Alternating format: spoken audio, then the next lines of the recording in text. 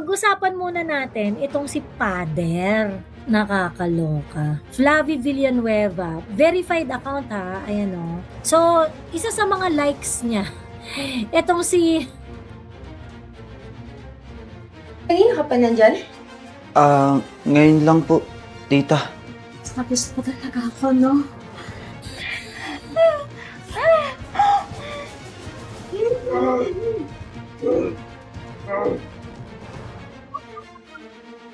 Oh yeah, oh yeah, oh yeah. So nakakaloka kasi parang we're talking about Father Flavie eh.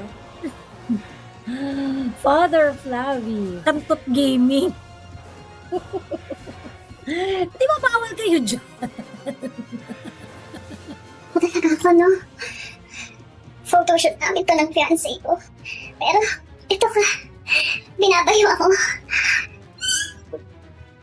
Uy, Nayo. Baka dumating si Groom. Patay kayo. Wala yun. Sige na, bantayan mo na lang yung pinto. Nandiyan si Groom. Ha? Bakit mo naman kasi ni-like Pader? This is not a big deal, sa totoo lang. Yeah, normal lang naman yun. Kaso nga lang, hindi normal sa kanya kasi pari siya. Okay lang manood ng ganyan, kaso 17 years yang bumabatak, ibatakbo ng utak niya, sabi ni Ken.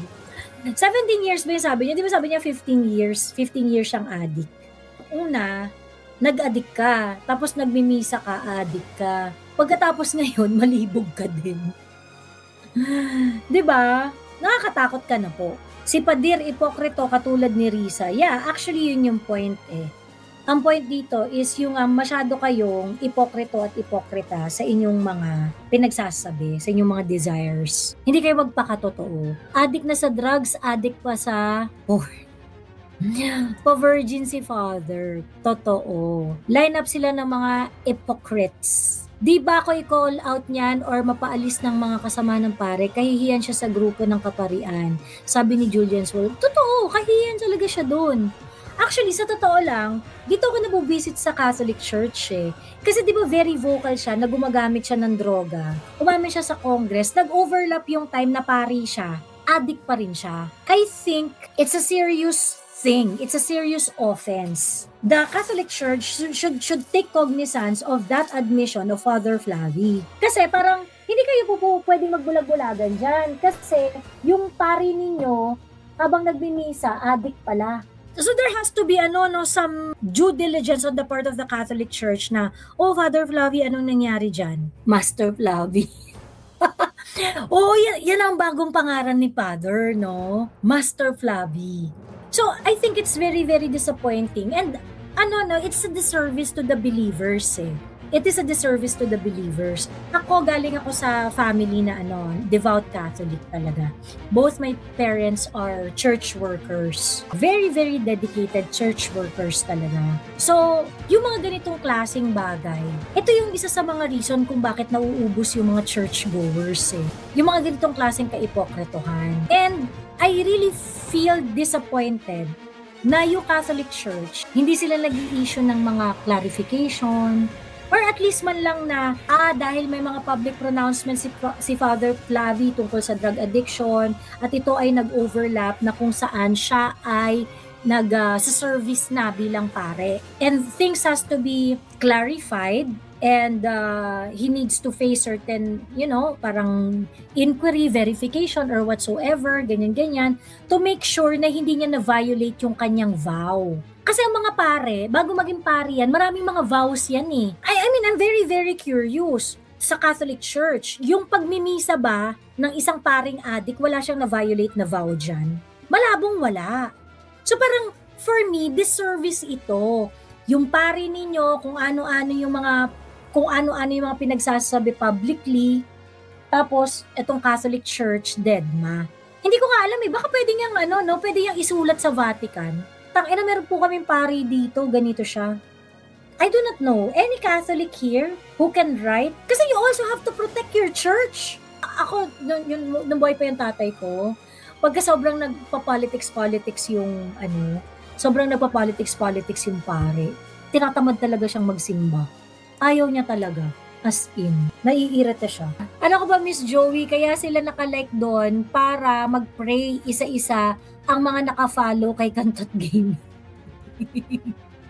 Siguro, Joey, dahil ko konti na lang ang pare, they will turn a blind eye. Regardless kasi, may kasalanan ng pare while nagmimisa, this does not reduce his role as a representative of Jesus. Well, if that is if that is how the Catholic Church is going to handle yung mga ganyang bagay, lalo silang mawawalan ng pare.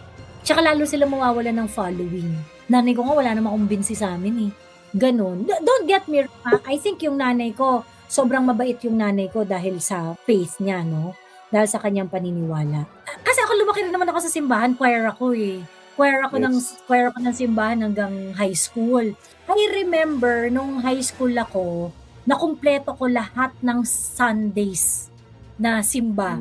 From January hanggang December 31. 365 days. Lahat ng misa na napuntahan ko talaga. Meron akong ganyan na experience. Naalala ko, nagkwentuhan kami ng nanay ko. Sabi ko sa nanay ko, Nay, bakit laging lahat ng mga monasteryo merong puno ng papaya? Yung papaya pala is pampababa ng libido. Yung pala yung natural effect niya. So parang kaya yung mga kumbento kasi 'di ba, simbahan, pagkatapos yung mga simbahan usually may katabing kumbento yan eh. Tapos maraming puno ng papaya. Ayun, so yung puno ng papaya, yung papaya pala pala siya, pampababa pala siya ng libido. So, pangontra sa mga aphrodisiac, ganyan. Hindi sila mga ayun. Oo. Ito kasi yung problems, father eh. Yeah, yung concern ka sa mga EJK, concern ka sa mga ganun. Kitang-kita na doon sa universe mo, even your view sa pagiging chaste, sa trabaho mo bilang pare, kitang-kita yung pagka-ipokrito mo. Nagtatranslate yung inyong kaipokritohan into politics. Pagkatapos, bigla nyo kaming sesermonan at sasabihan on how to conduct our politics, ikaw, saksakan ka ng ipokrito. Paano ka namin susundin? 'Di ba?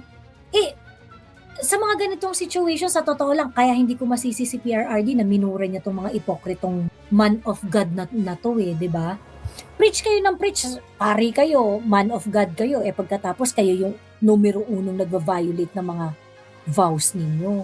Ngayon kasi, hindi ko na kasi makita ngayon yung yung moral authority ng mga pare.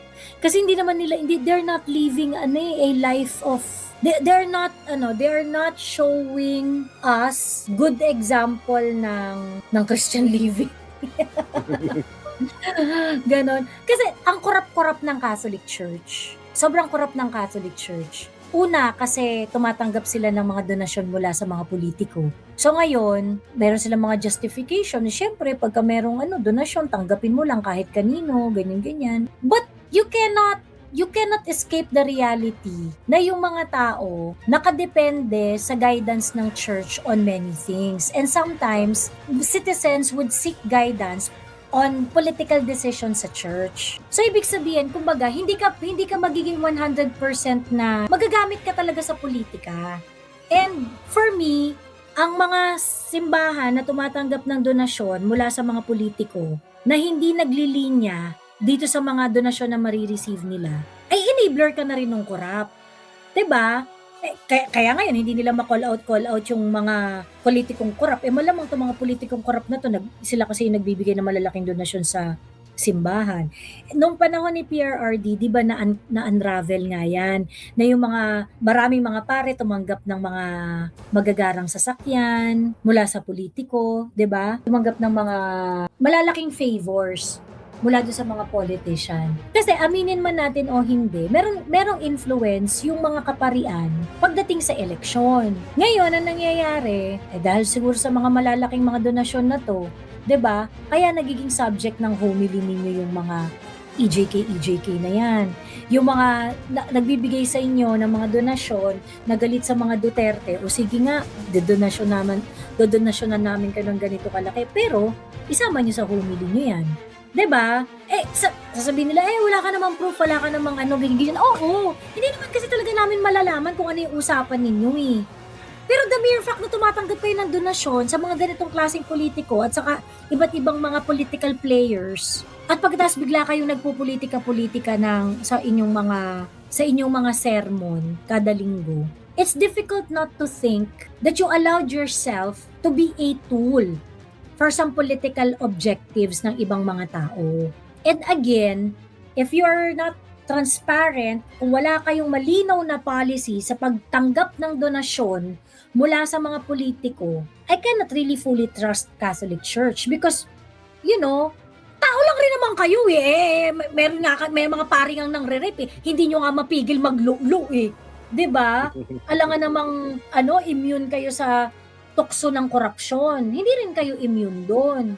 At saka remember, Miss Joey, di ba meron ding binanggit nung presidency ni PRRD noon na yung about, meron daw na nasulat na libro yung pamagat Altar of Secrets. Yung ano, yung tukol talaga sa ano yan. Kasi ito pa, yung nabanggit mo kasi yung halimbawa naging political tool. Actually, ganito yan. The Roman Catholic Church historically was a political arm. Even in Europe. Kumbaga siya ay extension ng monarchy. Ng monarchy sa Europa, yung Catholic Church noon. Historically speaking. Hanggang ngayon naman atay kung di natin although very subtle lang.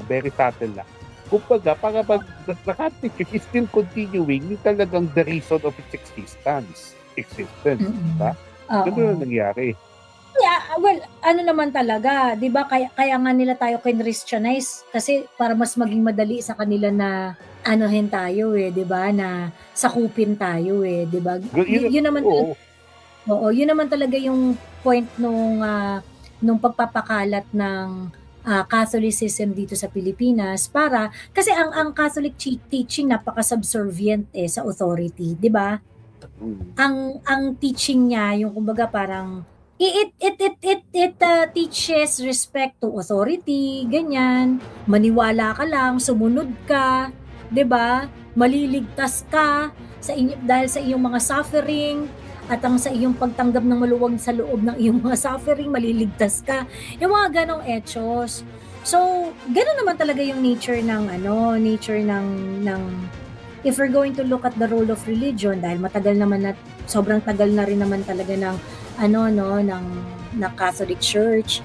But what I'm saying is that while we know na ganun talaga yung sitwasyon nila in the past, yung fact na hindi gumagawa ng kahit anuman lang na correction si Catholic Church in order to legitimize yung kanilang moral authority, wala silang effort to quell yung hypocrisy na ibinibintang sa kanya for so long.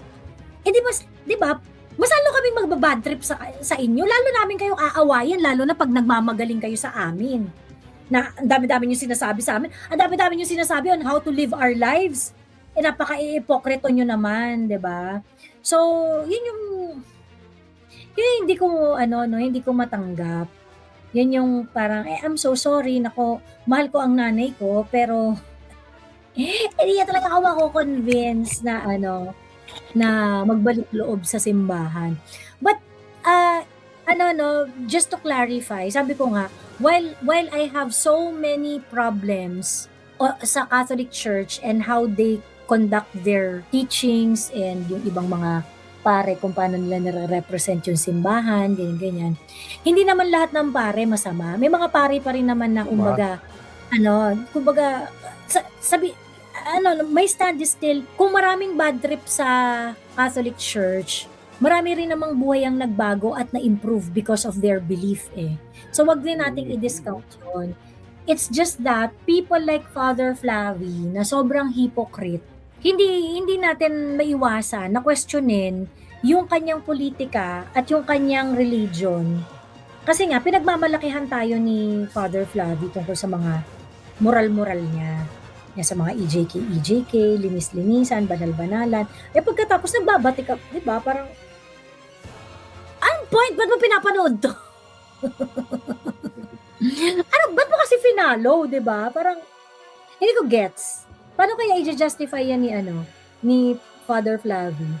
Talaga ako, no? Photoshoot namin to ng fiancé ko. Pero, ito ka. Binabayo ako.